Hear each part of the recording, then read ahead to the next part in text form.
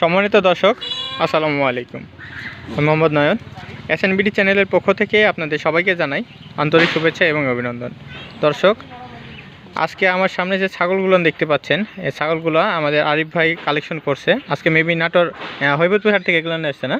না, গ্রাম থেকে। ও, গ্রাম থেকে কিনে হয়েছে। আচ্ছা, যাই গ্রাম থেকে সংগ্রহ করছে উনি। তো এই দুইটা পাঠা দেখতে পাচ্ছেন, এই পাঠা দুইটা সেল দিবেন।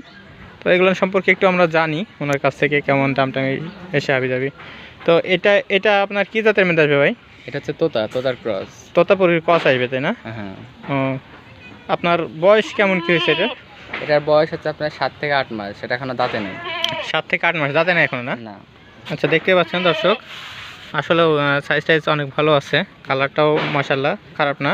7 থেকে 8 মাস বয়সে এরকম হয়েছে, তার মানে বুঝতে হবে আসলে। তো এটার আপনার প্রাইস কেমন কি আসতে পারে ভাই? এটার প্রাইস পড়বে 35,000 টাকা। 35,000 টাকা প্রাইস পড়বে? হ্যাঁ। আচ্ছা, ঠিক আছে। 35 অনেক বড় হবে, জানেন এখনো দাঁতে নাই। হ্যাঁ, বোঝাই তো যাচ্ছে যে আসলে। আর ওইটা কি জাতের? ওইটা তোতাপুরির আসবে নাকি? ওটা হচ্ছে বিটলের ক্রস। বিটল আসবে এটা? মানে মুখটা একটু তোতার মতো আসতেছে। বিটল আর তোতা দুইটা মিলে ক্রস হয়েছে এটা। বিটল এবং তোতার দুইটার ক্রস আসবে, তাই না? হ্যাঁ। এটা আপনার বয়স কেমন কি আসছে? এটা ওরকমই বয়স।